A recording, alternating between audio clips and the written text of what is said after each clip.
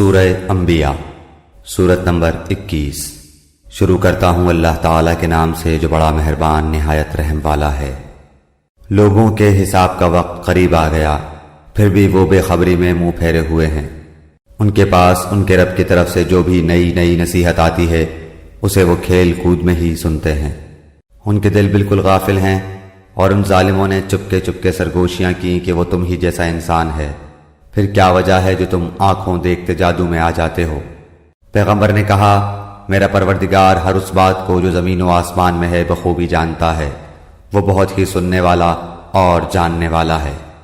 اتنا ہی نہیں بلکہ یہ تو کہتے ہیں کہ یہ قرآن پراگندہ خوابوں کا مجموعہ ہے، بلکہ اس نے از خود اسے گھڑ لیا ہے، بلکہ یہ شاعر ہے، ورنہ ہمارے سامنے یہ کوئی ایسی نشانی لاتے جیسے کہ اگلے پیغمبر بھیجے گئے تھے۔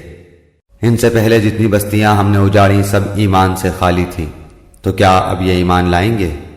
تجھ سے پہلے بھی جتنے پیغمبر ہم نے بھیجے سبھی مرد تھے جن کی طرف ہم وحی اتارتے تھے۔ پس تم اہل کتاب سے پوچھ لو اگر خود تمہیں علم نہ ہو۔ ہم نے ان کے ایسے جسم نہیں بنائے تھے کہ وہ کھانا نہ کھائیں، اور نہ وہ ہمیشہ رہنے والے تھے۔ پھر ہم نے ان سے کیے ہوئے سب وعدے سچے کیے، انہیں اور جن کو ہم نے چاہا نجات عطا فرمائی، اور حد سے نکل جانے والوں کو غارت کر دیا۔ یقیناً ہم نے تمہاری جانب کتاب نازل فرمائی ہے جس میں تمہارے لیے ذکر ہے، کیا پھر بھی تم عقل نہیں رکھتے؟ اور بہت سی بستیاں ہم نے تباہ کر دیں جو ظالم تھیں، اور ان کے بعد ہم نے دوسری قوم کو پیدا کر دیا۔ جب انہوں نے ہمارے عذاب کا احساس کر لیا تو لگے اس سے بھاگنے۔ بھاگ دوڑ نہ کرو، اور جہاں تمہیں آسودگی دی گئی تھی وہیں واپس لوٹو، اور اپنے مکانات کی طرف جاؤ تاکہ تم سے سوال تو کر لیا جائے۔ کہنے لگے، ہائے ہماری خرابی، بے شک ہم ظالم تھے۔ پھر تو ان کا یہی قول رہا، یہاں تک کہ ہم نے انہیں جڑ سے کٹی ہوئی کھیتی اور بجھی پڑی آگ کی طرح کر دیا۔ ہم نے آسمان و زمین اور ان کے درمیان کی چیزوں کو کھیلتے ہوئے نہیں بنایا۔ اگر ہم یوں ہی کھیل تماشے کا ارادہ کرتے تو اسے اپنے پاس سے ہی بنا لیتے، اگر ہم کرنے والے ہی ہوتے۔ بلکہ ہم سچ کو جھوٹ پر پھینک مارتے ہیں، پس سچ جھوٹ کا سر توڑ دیتا ہے اور وہ اسی وقت نابود ہو جاتا ہے۔ تم جو باتیں بناتے ہو وہ تمہارے لیے باعث خرابی ہیں۔ آسمانوں اور زمین میں جو ہے اسی اللہ کا ہے، اور جو اس کے پاس ہیں وہ اس کی عبادت سے نہ سرکشی کرتے ہیں اور نہ تھکتے ہیں۔ وہ دن رات تسبیح بیان کرتے ہیں اور ذرا سی بھی سستی نہیں کرتے۔ کیا ان لوگوں نے زمین کی مخلوقات میں سے جنہیں معبود بنا رکھا ہے وہ زندہ کر دیتے ہیں؟ اگر آسمان و زمین میں سوائے اللہ تعالیٰ کے اور بھی معبود ہوتے تو یہ دونوں درہم برہم ہو جاتے۔ پس اللہ تعالیٰ عرش کا رب ہر اس وصف سے پاک ہے جو یہ مشرک بیان کرتے ہیں۔ وہ اپنے کاموں کے لیے کسی کے آگے جواب دہ نہیں، اور سب اس کے آگے جواب دہ ہیں۔ کیا ان لوگوں نے اللہ کے سوا اور معبود بنا رکھے ہیں؟ ان سے کہہ دو، لاؤ اپنی دلیل پیش کرو، یہ ہے میرے ساتھ والوں کی کتاب اور مجھ سے اگلوں کی دلیل۔ بات یہ ہے کہ ان میں کے اکثر لوگ حق کو نہیں جانتے، اسی وجہ سے منہ موڑے ہوئے ہیں۔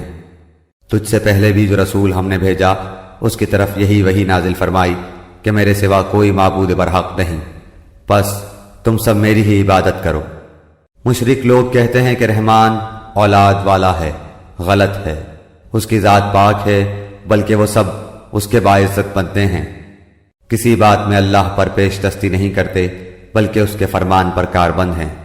وہ ان کے آگے پیچھے کے تمام امور سے واقف ہے، وہ کسی کی بھی سفارش نہیں کرتے بجز ان کے جن سے اللہ خوش ہو، وہ تو خود ہیبت الہی سے لرزاں و ترساں ہیں۔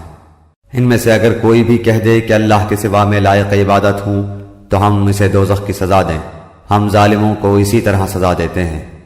کیا کافر لوگوں نے یہ نہیں دیکھا کہ آسمان و زمین باہم ملے جلے تھے، پھر ہم نے انہیں جدا کیا، اور ہر زندہ چیز کو ہم نے پانی سے پیدا کیا؟ کیا یہ لوگ پھر بھی ایمان نہیں لاتے؟ اور ہم نے زمین میں پہاڑ بنا دیے تاکہ وہ مخلوق کو ہلا نہ سکے، اور ہم نے اس میں کشادہ راہیں بنا دیں تاکہ وہ راستہ حاصل کریں۔ آسمان کو محفوظ چھت بھی ہم نے ہی بنایا ہے، لیکن لوگ اس کی قدرت کے نمونوں پر دھیان ہی نہیں دھرتے۔ وہی اللہ ہے جس نے رات اور دن اور سورج اور چاند کو پیدا کیا ہے، ان میں سے ہر ایک اپنے اپنے مدار میں تیرتے پھرتے ہیں۔ آپ سے پہلے کسی انسان کو بھی ہم نے ہمیشگی نہیں دی، کیا اگر آپ مر گئے تو وہ ہمیشہ کے لیے رہ جائیں گے؟ ہر جاندار موت کا مزہ چکھنے والا ہے۔ ہم بطریق امتحان تم میں سے ہر ایک کو برائی بھلائی میں مبتلا کرتے ہیں اور تم سب ہماری ہی طرف لوٹائے جاؤ گے۔ یہ منکرین تجھے جب بھی دیکھتے ہیں تو تمہارا مذاق ہی اڑاتے ہیں کہ کیا یہی وہ ہے جو تمہارے معبودوں کا ذکر برائی سے کرتا ہے اور وہ خود ہی رحمان کی یاد کے بالکل ہی منکر ہیں۔ انسان جلد باز مخلوق ہے، میں تمہیں اپنی نشانیاں ابھی ابھی دکھاؤں گا، تم مجھ سے جلد بازی نہ کرو۔ کہتے ہیں کہ اگر سچے ہو تو بتا دو کہ یہ وعدہ کب ہے۔ کاش یہ کافر جانتے کہ اس وقت نہ تو یہ کافر آگ کو اپنے چہروں سے ہٹا سکیں گے اور نہ اپنی پیٹھوں سے، اور نہ ان کی مدد کی جائے گی۔ ہاں وعدے کی گھڑی ان کے پاس اچانک آ جائے گی اور انہیں ہکا بکا کر دے گی، پھر نہ تو یہ لوگ اسے ٹال سکیں گے اور نہ ذرا سی بھی مہلت دیے جائیں گے۔ اور تجھ سے پہلے رسولوں کے ساتھ بھی ہنسی مذاق کیا گیا، پس ہنسی کرنے والوں کو ہی اس چیز نے گھیر لیا جس کی وہ ہنسی اڑاتے تھے۔ ان سے پوچھئے کہ رحمان سے دن اور رات تمہاری حفاظت کون کر سکتا ہے؟ بات یہ ہے کہ یہ لوگ اپنے رب کے ذکر سے پھرے ہوئے ہیں۔ کیا ہمارے سوا ان کے اور معبود ہیں جو انہیں مصیبتوں سے بچا لیں؟ کوئی بھی خود اپنی مدد کی طاقت نہیں رکھتا اور نہ کوئی ہماری طرف سے رفاقت دیا جاتا ہے، بلکہ ہم نے انہیں اور ان کے باپ دادوں کو زندگی کے سر و سامان دیے یہاں تک کہ ان کی مدت عمر گزر گئی۔ کیا وہ نہیں دیکھتے کہ ہم زمین کو اس کے کناروں سے گھٹاتے چلے آ رہے ہیں؟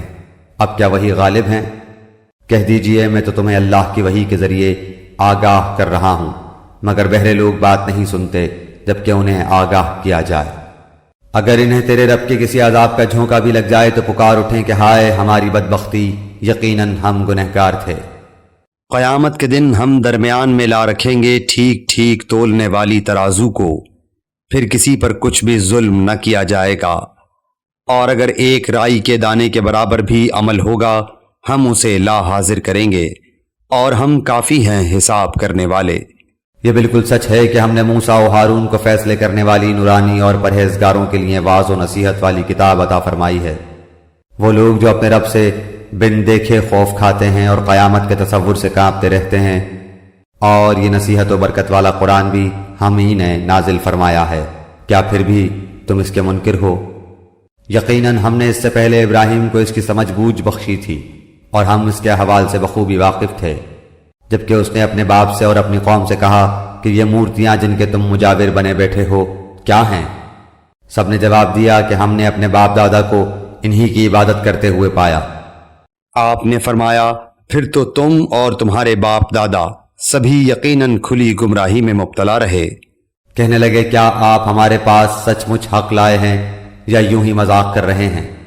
آپ نے فرمایا نہیں، در حقیقت تم سب کا پروردگار تو وہ ہے جو آسمانوں اور زمین کا مالک ہے، جس نے انہیں پیدا کیا ہے، میں تو اسی بات کا گواہ اور قائل ہوں۔ اور اللہ کی قسم میں تمہارے ان معبودوں کے ساتھ جب تم علیحدہ پیٹ پھیر کر چل دو گے ایک چال چلوں گا۔ پس اس نے ان سب کے ٹکڑے ٹکڑے کر دیے، ہاں صرف بڑے بت کو چھوڑ دیا، یہ بھی اس لیے کہ وہ سب اس کی طرف ہی لوٹیں۔ کہنے لگے کہ ہمارے خداؤں کے ساتھ یہ کس نے کیا؟ ایسا شخص تو یقیناً ظالموں میں سے ہے۔ بولے ہم نے ایک نوجوان کو ان کا تذکرہ کرتے ہوئے سنا تھا جسے ابراہیم علیہ السلام کہا جاتا ہے۔ سب نے کہا اچھا اسے مجمع میں لوگوں کی نگاہوں کے سامنے لاؤ تاکہ سب دیکھیں۔ کہنے لگے اے ابراہیم علیہ السلام کیا تو نے ہی ہمارے خداؤں کے ساتھ یہ حرکت کی ہے؟